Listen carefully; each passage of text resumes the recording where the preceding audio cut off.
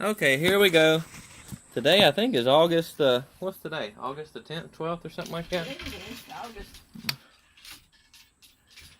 August is something, and we're here with Grandma Miles at her house. And I asked Grandma to tell us something about when she was a child, when she was a kid, if she remembers any stories or what she did, what life was like when she was a child. Yeah, I came up on the farm. There was 10 of us. I had 2 older sisters and 2 older brothers, and I was the 5th child, and then the others were younger. But now it's, 2017, and all of them is gone, except my brother that's in Virginia, and he was next to the baby, and myself. We grew up on the farm, thought we were rich. We had everything you wanted, but we didn't have your bologna and your wieners and all that kind of stuff, but we had the good stuff. We grew our own farm stuff. I can't name all the stuff that we had, but we thought we were rich until I went to school, high school, and they told me that the town people said, oh, I had bacon and toast and orange juice for breakfast. And it was in our home economics class. So the teachers, when it got to me, I was so bashful, but I said I had grits, eggs, steak and gravy, homemade biscuits, and coffee. And all of them had a fit. They just couldn't believe that. But that's the way I grew up, eating and still eating. Well, I went to school. I remember when I was in 3rd grade, sitting around a pot-bellied stove on a bench, and I was telling those classmates I was moving, but I was going way off. And I lived at the time down below Timmonsville, and I had never heard of Darlington. But I was telling them I was moving way off, and I was looking forward to it. Well, we moved to Darlington, and I went to Hartsville School, went to Hartsville Junior High, and then to high school. We had Bible then. That was one of the most things I wanted to say. We had Bible as a subject. They need to put that in again, because I still remember a lot of the verses that I learned in high school. You didn't get credit but for 1 year, but I took it 2 years because I didn't need the extra credit. Well, in 1953, I got married. Ivan moved up here. But before then, in 1950, I went to work at the dime store. Wonderful place. I loved it. I told my boss one day I needed to go to lunch early. And he looked at me and he said, for what? You going down to the bank? Somebody had already told him.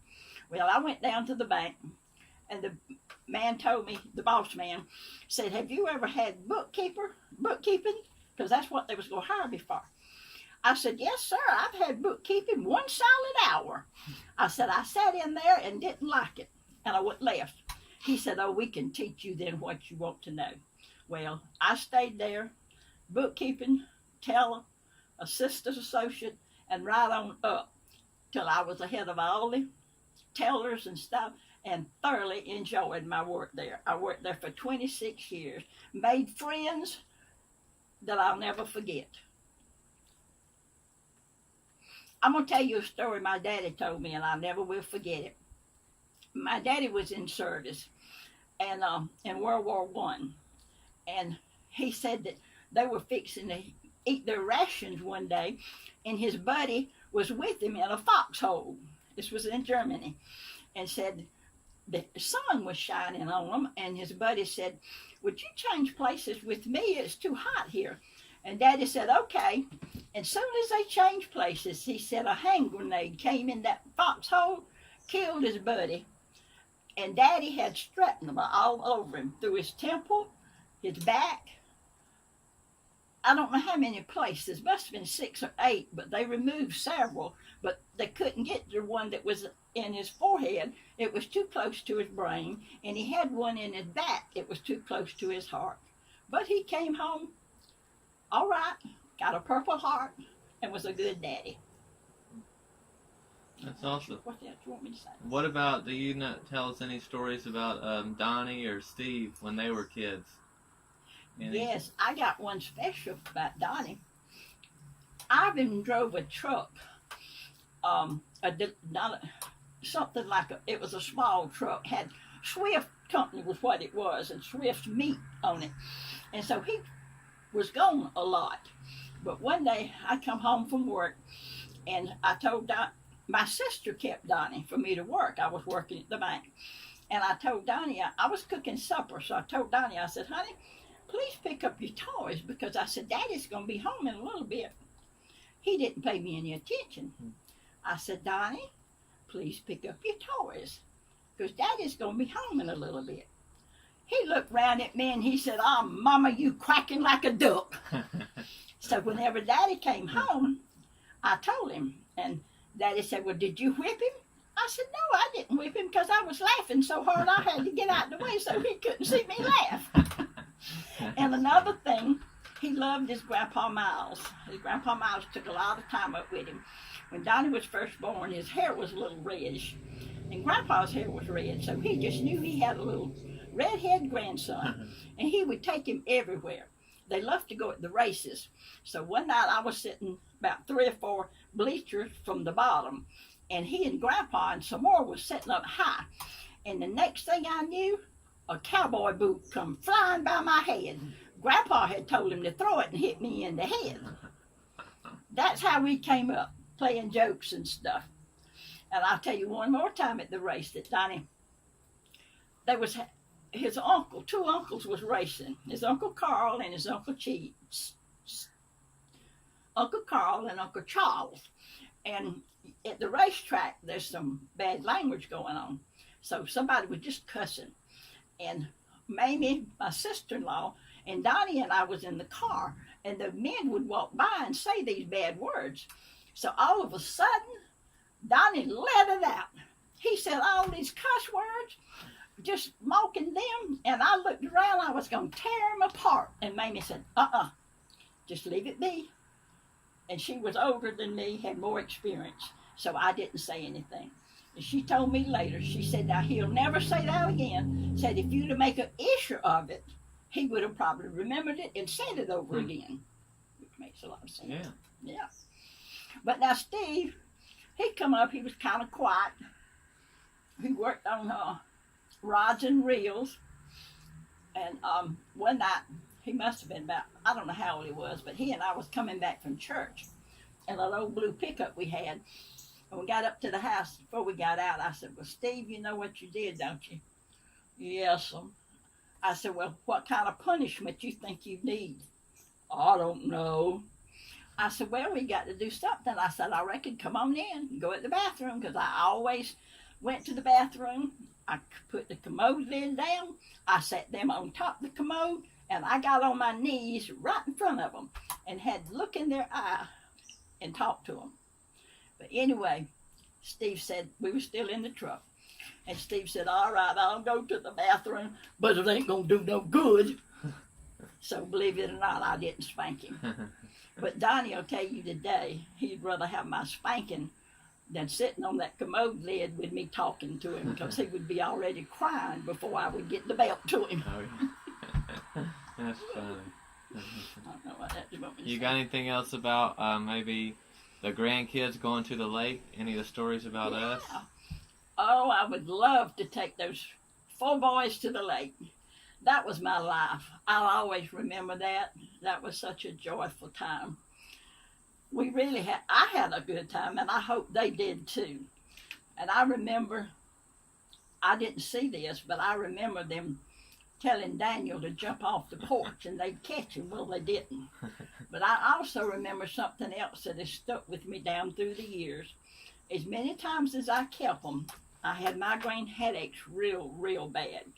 And one day I had it so bad that I told DJ, I called him in the room and I said, DJ, he must have been about 15 maybe 14. I said, DJ, Grandma's got such a bad headache, I can't get up this morning. I'm going to have to take some medicine. I said, give the children some cereal and take them on the porch. Now, don't let them go out, because we had a little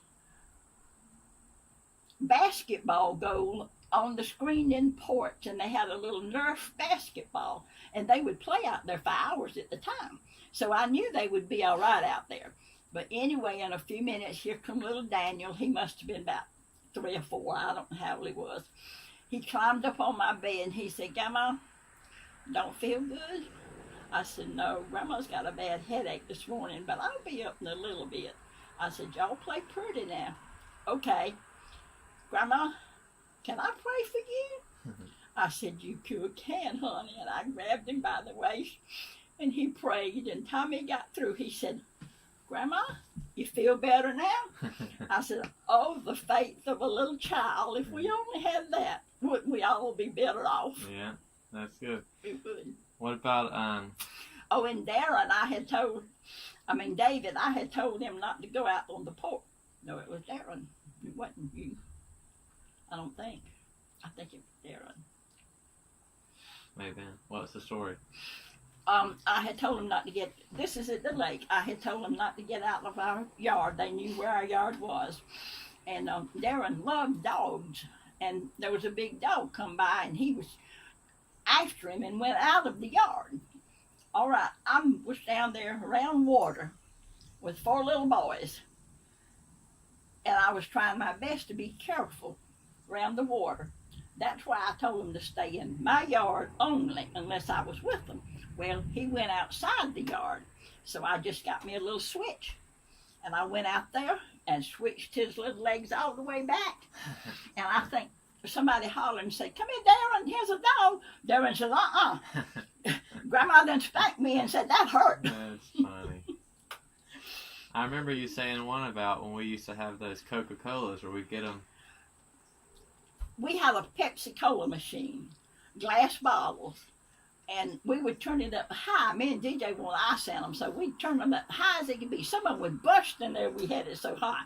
But anyway, one day we decided, we'd been swimming, and we decided we was going up under the porch and get us a snack.